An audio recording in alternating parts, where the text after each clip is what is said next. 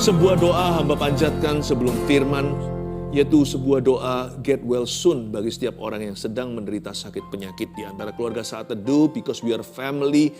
Karena Saat Teduh ini keluarga, kalau satu sakit yang lain merasakannya. Hamba persembahkan, dedikasikan episode 1 ini khusus bicara tentang doa bagi orang-orang yang sedang sakit. Tuhan, sembunyikan hamba di balik salib-Mu, kuasa kesembuhan-Mu nyata, mengalir ya Tuhan, ditangkap kamera sampai di mana-mana, di mana ditemukan seorang keluarga Saat Teduh yang sedang membutuhkan kesembuhan. Tuhan Yesus jamah orang itu. Bapa, terima kasih. Sembunyikan hamba-Mu di balik salib-Mu dalam nama Yesus. Amin. Praise the Lord.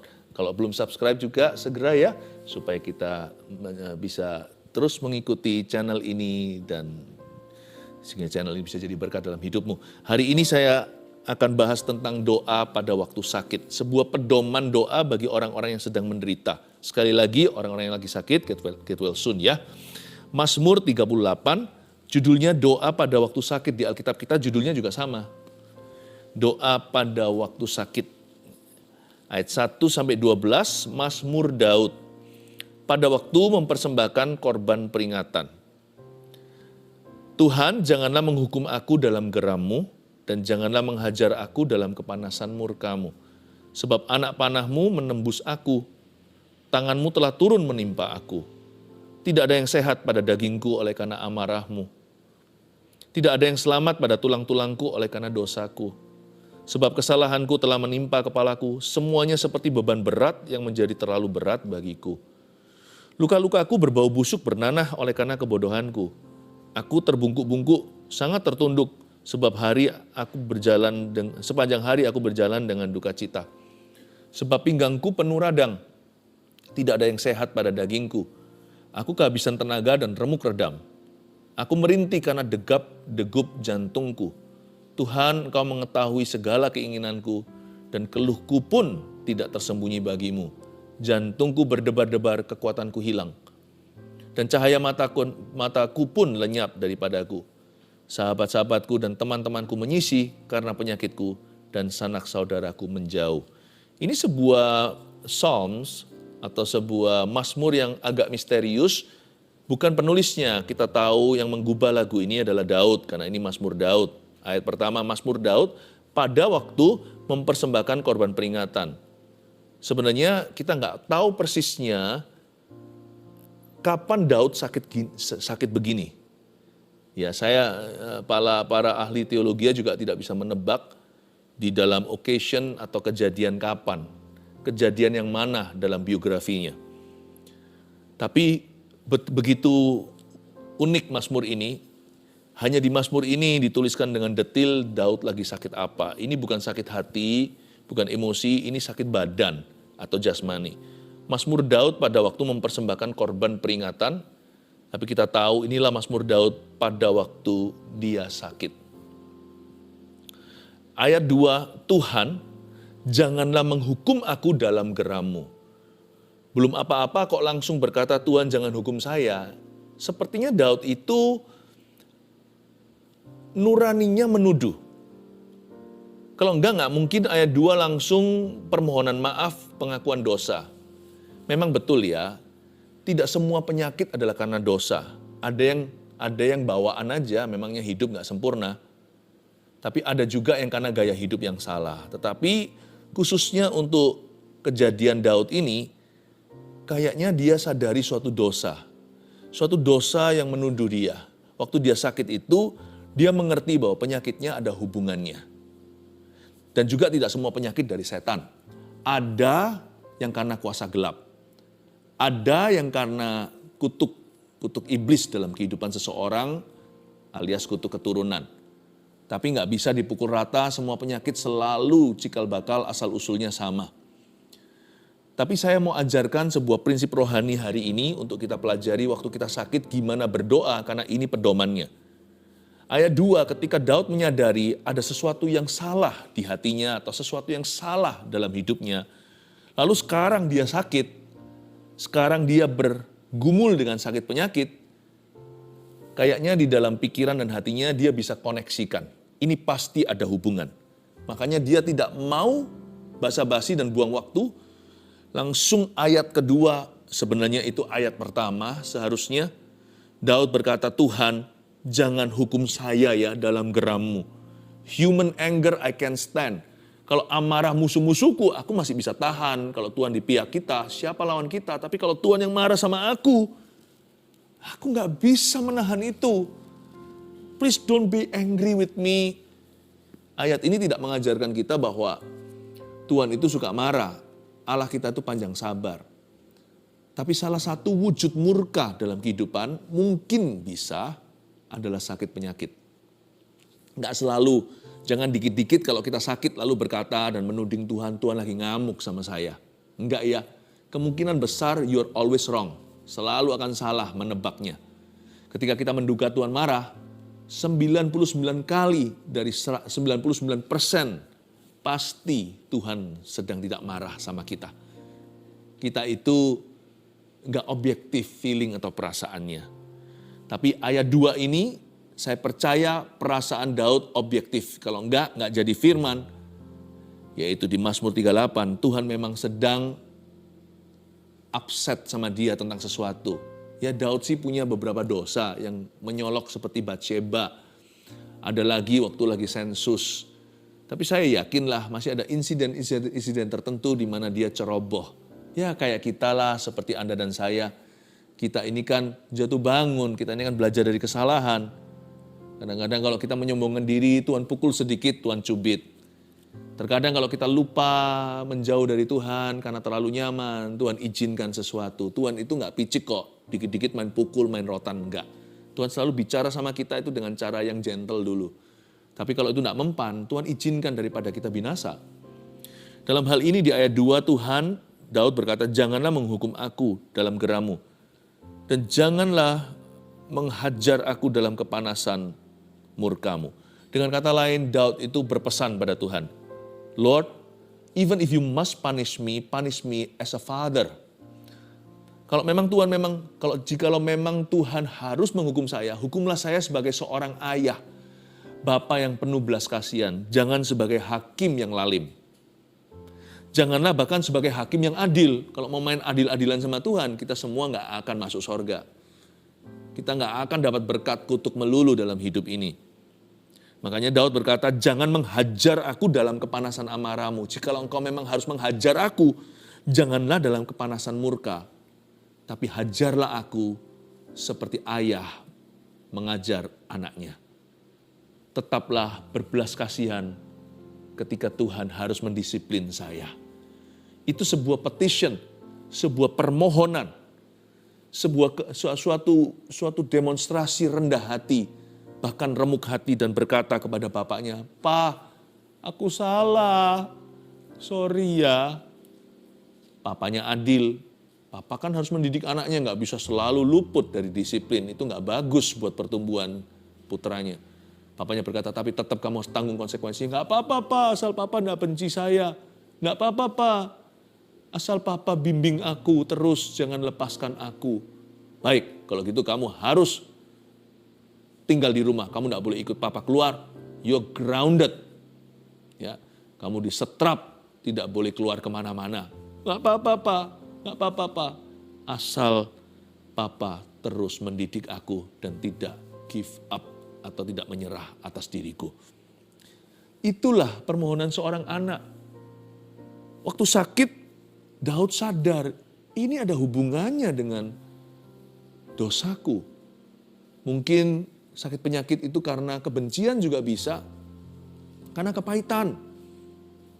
Atau kurang bersyukur. Hati yang gembira adalah obat, semangat yang patah keringkan tulang. Bahkan dunia kedokteran pun membuktikan bahwa firman ini benar, bahwa ketika orang itu senang ada sesuatu yang dikeluarkan dalam tubuh kita, itu berupa obat alami di dalam diri. Tapi waktu kita itu stres, apalagi depresi, ada toksik racun yang dikeluarkan oleh tubuh kita sendiri. Dan itu membuat pertama-tama menyerang tulang dulu. Disitulah keropos tulang dan sebagainya bisa kejadian. Gak semua keropos tulang itu karena stres loh ya. Tapi stres pasti mengeroposkan hidupmu, bahkan tulangmu.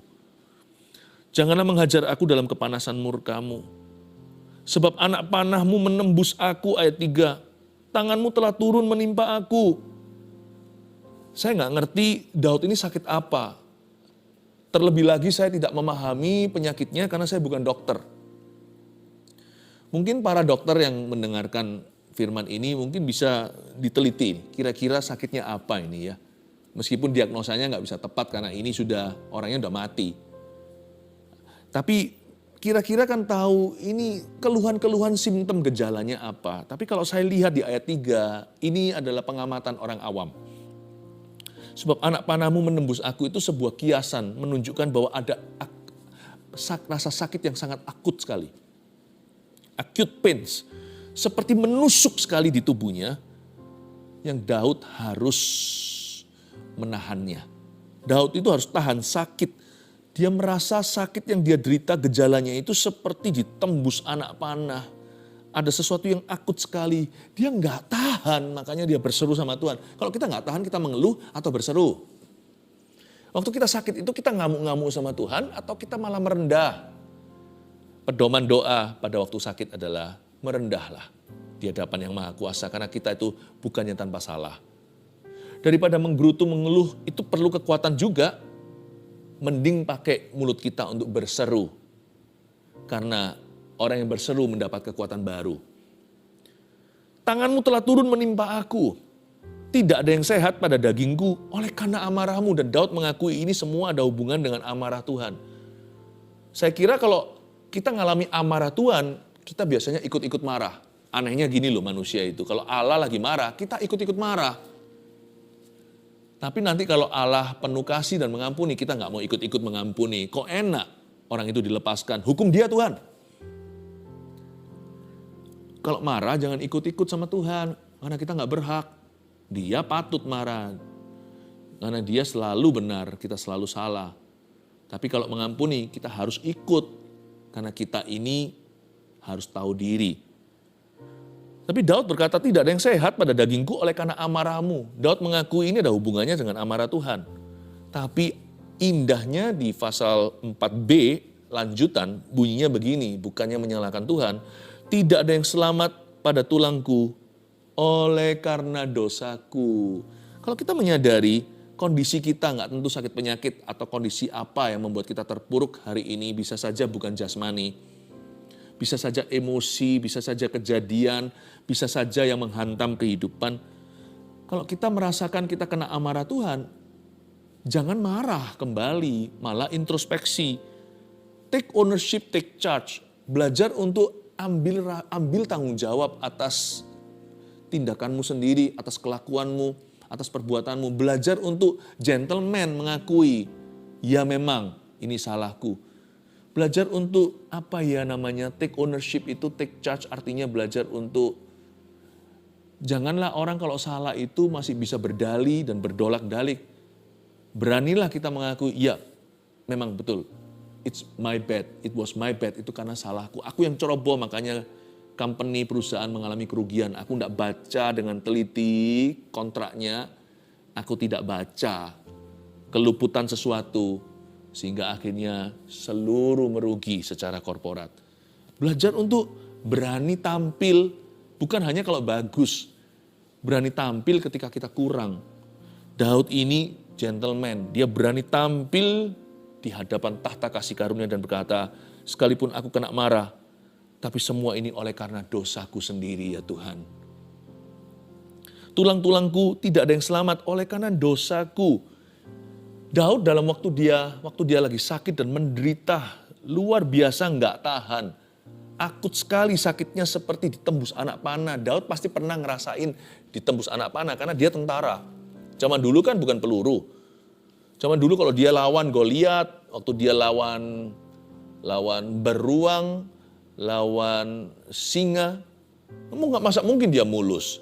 Meskipun Tuhan memberi dia kemenangan, pasti ada cakaran. Pasti ada darah-darahnya, baret-baretnya. Dia ngerasakan kukunya beruang atau rahangnya singa. Waktu kegeser atau kegesek ke tubuhnya, daging dan darah segar keluar. Dia merasakan itu seperti anak panah yang menembus badan. Dan Daud bisa menjelaskan secara deskriptif sekali, dia menjelaskan dengan sangat dengan sangat harafiah. Rasanya seperti ditusuk panah. Dalam kondisi yang sangat berat, sangat susah, Daud memilih untuk memuliakan Allahnya. Dia berkata, aku memang kena marah, tapi Bapa, ini semua karena dosa saya. Aku patut menerima ini. He glorified God in his sickness. Dia memuliakan Tuhan. Ayub pun pernah dicoba yang sama. Ya saya bisa ngerti istrinya nggak tahan. Siapa bisa tahan sih lihat penderitaan? Tapi Ayub berkata tidak. Mulutku tidak akan berdosa. Tuhan memberi, Tuhan mengambil, terpujilah nama Tuhan. Padahal dia disuruh untuk mengutuki Allah. Apapun terjadi, sesakit apapun aku, segatal apapun tubuhku, sampai dia pakai beling, sampai kaca, pakai duri untuk menggaruk-garuk badannya sendiri. Ayub berkata, separah apapun kondisiku, I shall not curse my God. Aku tidak akan mengutuki Allahku. Aku tidak akan menudingkan jariku dan melawan dia. Aku tidak akan marah kembali karena saya tidak layak di hadapannya. Jadi kita perlu ingat, sesakit apapun atau separah apapun kondisi kita, we must never stop glorifying God. Kita tidak boleh berhenti memuliakan Tuhan. Daud memuliakan Allah hari itu dengan cara tidak menyalahkan dia. Karena memang Allah tidak salah. Beranikah kita sepakat soal ini dulu meskipun kita punya logika? Kita tuh seringkali salahkan Tuhan hanya karena satu hal loh. Yaitu karena Tuhan itu maha kuasa. Jadi kita itu punya pikiran curang seperti ini. Kan Tuhan bisa kalau Tuhan mau lepaskan aku dari ini. Kan Tuhan mampu. Kalau ada Tuhan kan gak usah mati. Orang yang kukasih itu. Kan bisa sembuh. Mentang-mentang Allah itu maha kuasa, jadi kita selalu tuding-tuding dia dan salahkan. Kalau kita mau salahkan itu berarti kita harus jadi jaksa. Kita harus jadi pengacara untuk menuntutnya. Nah kita itu bisa gak seimbang satu pengadilan dengan Tuhan. Kita ini masih duduk di kursi terdakwa. Kita ini pakai pakaian tahanan oranye seperti KPK. Kita semuanya ini orang-orang yang tertuduh, kita ini orang berdosa. Mana bisa kita itu adu mulut sama Tuhan. Logika kita itu gak imbang ya sama status kita sesungguhnya. Kita bisa pintar di sini, tapi sebenarnya berkata tidak pada dosa yang paling kecil aja seringkali kita kompromi kok. Mana bisa kita itu mau menjadi saingannya Tuhan, apalagi di ruang pengadilan. Jangan lupa, hai manusia, taulah dirimu. Engkau dan aku duduk di kursi terdakwa dan pakai jubah tahanan. Janganlah kita melawan. Karena itu Daud mengerti, sia-sialah usaha ke sana. Dia berkata, oleh karena dosaku, I come clean. Aku mau bersih menghadapmu. Tuhan, I glorify you. Aku memuliakanmu. Sikap hati orang sakit itu menentukan sekali nanti bagaimana dia sembuh atau bagaimana Tuhan akan berurusan dengan dia. Sebab kesalahanku telah menimpa kepalaku, ayat 5. Semuanya seperti beban berat yang menjadi terlalu berat bagiku. Ayat 5, saya mulai merasakan Tuhan mulai terharu. Dia berkata, sebab kesalahanku loh Tuhan telah menimpa kepalaku. Dia gak menuduh, Tuhan yang menimpakan penyakit ini ke atasku. Semuanya seperti beban berat yang menjadi terlalu berat bagiku. Tahu gak waktu kita itu datang pada Tuhan ngaku apa adanya. Ya, an honest telling always moves God's heart. Waktu kita itu bicara sama Tuhan itu beritahukan bukan dari kekesalan hati, tapi dari kerendahan hati. Tapi kita itu bicara apa adanya itu biasanya yang membuat hati Tuhan moved atau tergerak. Hati-hati, kesembuhan ilahi akan segera menyambarmu. Sebab kita tahu pasal 38 ini tidak menjadi akhir mazmurnya Daud. Kita tahu dari ceritanya Daud akhirnya mati tua, sangat tua bahkan. Berarti Daud lewati episode ini dan sembuh. Ayat 6. Luka-lukaku berbau busuk bernanah oleh karena kebodohanku. Saya nggak ngerti, ya.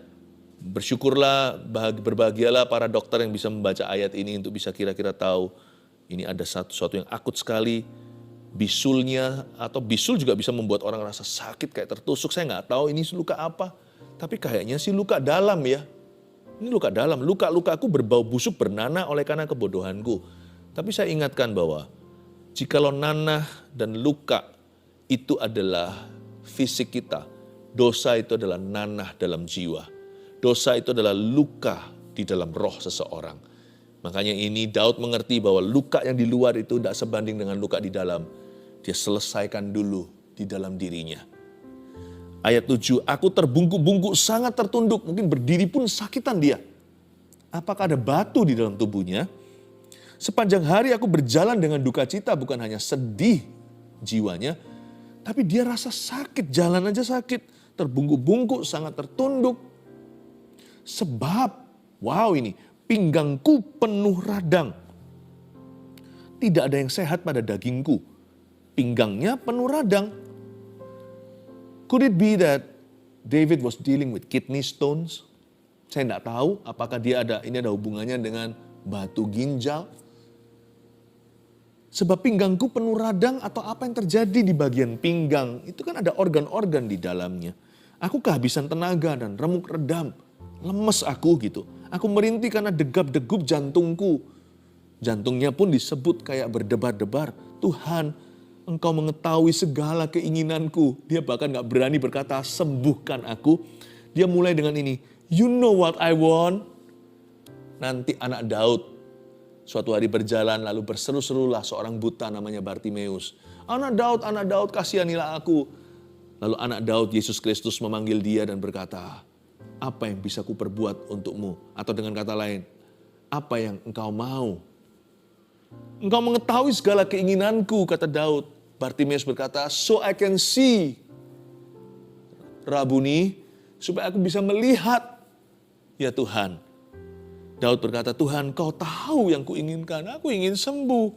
Dan keluhku pun tidak tersembunyi bagimu. Tapi indahnya di ayat 10 ada kata Tuhan di situ. Biasa kan kalau kita baca Alkitab ada kata Tuhan. Tapi Tuhan di sini itu di dalam bahasa Ibrani Adonai. Artinya master, bukan hanya Tuhan. Tapi Tuan, majikan, pemilik jiwaku, pemilik hidupku. Bosku. Adonai, my master, you know what I want. Bartimeus nanti berkata, Rabuni, Tuanku, aku mau melihat. Tuhan, master, majikan. Loh, belum sembuh kok, sudah berserah penuh. Harusnya kita ngotot dulu, tarik tambang dulu sama Tuhan. Atau kalau perlu ada tradingnya, kalau perlu ada nilai tukar tambahnya. Jadi kalau engkau sembuhkan aku, nanti aku melayanimu. Kalau Tuhan sembuhkan, nanti saya akan membayar persepuluhan. Kalau Tuhan sembuhkan, saya akan menginjil bagi Tuhan, saya akan bersaksi kepada orang-orang berdosa. Kalau Tuhan sembuhkan, saya nanti akan lepaskan segalanya. Saya mau jadi pendeta dan hamba Tuhan. Kadang-kadang kita menganggap Tuhan itu mudah ya. Bukan itu yang Tuhan mau kok. Nggak usah kasih janji palsu, janji benar pun, janji yang betul pun nggak perlu. Pokoknya nggak usah janji-janji, apalagi janji palsu. Adonai, master itu di depan. Sembuh nggak sembuh, Tuhan adalah Tuhan. Dia adalah Yehovah Rafa bukan karena Anda sembuh atau saya sembuh. Kita nggak sembuh pun, kita mati dalam penyakit kita, dia tetap Yehovah Rafa. Dialah Allah penyembuh umat manusia. Jadi kita nggak usah sama Tuhan itu kita mencoba untuk menyogok atau menyuap atau mengancam, apalagi kalau Tuhan tidak sembuhkan, aku tinggalkan gereja. Pertanyaan saya, yang rugi siapa? Tuhan atau kita? Kalau Tuhan tidak sembuhkan aku tidak mau jadi orang Kristen lagi. Sekali lagi, karena sorga dan neraka ada, yang rugi siapa? Adonai Master itu di depan. Sembuh atau tidak, itu nomor 2, itu kemudian. Ada satu hal itu lebih tinggi dari kesembuhan, namanya keselamatan. Dan itu tidak peduli kondisi fisik kita. Terakhir bonusnya kita bisa mengalami mujizat, atau kita akan tetap dibiarkan dalam kondisi itu. Lebih baik saya mati bersyukur daripada saya sehat kembali, tapi melupakan Tuhan atau meninggalkannya. Mendingan saya gak sembuh, tapi jiwaku milik Yesus Kristus. Daripada demi kesembuhan, saya tinggalkan Tuhan Yesus. Lebih baik saya mati dalam kondisi sakit, ya, daripada, tapi tetap saya itu mengasihi Tuhan dengan segenap hatiku dan beriman sekalipun tidak melihatnya di masa kehidupan saya. Daripada saya hidup terus, tapi saya lupa Yesus. Tapi ini kabar baiknya, divine healing itu ada, kesembuhan ilahi itu ada. Jadi ini ada good news, kita tidak akan berujung mati terus. Jantungku berdebar-debar, kekuatanku hilang, ayat 11. Dilanjutkan lagi, dan cahaya mataku pun lenyap daripadaku. Mungkin karena dia merana kesakitan ya, jadi tidak ada cahaya. Matanya itu kayak orang, kenapa pucat? Kita kadang-kadang bilang sama teman kita, Cik, kenapa pucat nih? Aduh, kurang seger ya. Atau orang yang pernah sakit, wah sekarang sudah seger ya. Ada juga yang, aduh kenapa ya, saya lihat memang ya kasihan dosi itu kemarin aku ketemu. Aduh lemes ya. Kayak gak sehat gitu. Nah itulah cahaya matanya lenyap daripadanya. Sahabat-sahabatku dan teman-temanku menyisi karena penyakitku, mungkin menular kali. Dan sanak saudaraku menjauh. Berhenti sampai ayat 12 saja pembahasan. Tapi waktu dari ayat 10 sampai ayat 12 dari kata Adonai Master tadi sampai turun. Ternyata waktu Daud memanggil Tuhan itu Adonai atau Master, majikan, Tuhan, Tuan yang punya seluruh hidupku, pegang kunci hidup dan kematianku. Dia nggak nunggu sembuh dulu baru menyerahkan hatinya. Dia nggak nunggu mujizat dulu baru berserah. Dia nggak nunggu lihat hasil dulu baru bersyukur kepada Tuhan, baru takut akan Allah. Adonai, Master, majikan, Tuhan atau Tuan. Disebutnya dengan mantap, tidak ragu bimbang di depan. Saya memberikan 3 poin doa pada waktu sakit. Ini pedoman untuk kita semua. Jangan sakit please, saya doa dalam nama Yesus. Tapi jikalau ada yang sakit, ini termasuk untuk saya sendiri. Kalau saya sakit, saya nggak beriman. Elisa aja jatuh sakit. Elisa, coba Anda baca, ada dosakah di hidupnya? Nggak ada. Buktinya di ranjang kematiannya. Elisa masih membuat mujizat, bahkan bukan ranjang kematian, itu ketemu sama raja. Dia bernubuat, ada kuasa pelayanan. Tapi waktu dia sudah jadi tulang belulang aja, tulangnya membangkitkan orang mati. Itu pun hanya menjamah tulang Elisa secara tidak sengaja. Ini ayat juga untuk saya. Jikalau saya nggak imani, jikalau saya sendiri sakit, saya akan praktekkan firman ini. Saya doa ya, keluarga Saat Teduh semua sehat, katakan amin ya. Yang sakit pun sekarang get well soon, oke? Lekas sembuh. Tapi 3 poin ini kita pegang, jaga-jaga. Dan bagi orang yang mengalami sakit penyakit, praktekkan langsung segera. Pertama, jika sakit dikarenakan dosa, akuilah dan bertobatlah. Bagaimana kita tahu kalau penyakit kita ini karena dosa? Gampang. Hati nurani itu nggak bisa berdusta. Hati nurani kita akan menuduh atau membela. Kalau membela itu gini, loh aku nggak ngerasa ada salah apa-apa. Ya sudah, kalau nggak ada ngerasa salah apa-apa, nggak usah cari-cari kambing hitam, termasuk jikalau kambing hitam itu adalah dirimu sendiri. Nggak usah cari-cari salah apa. Kalau cari-cari ya mesti ada. Tapi nggak tentu itu ada hubungannya.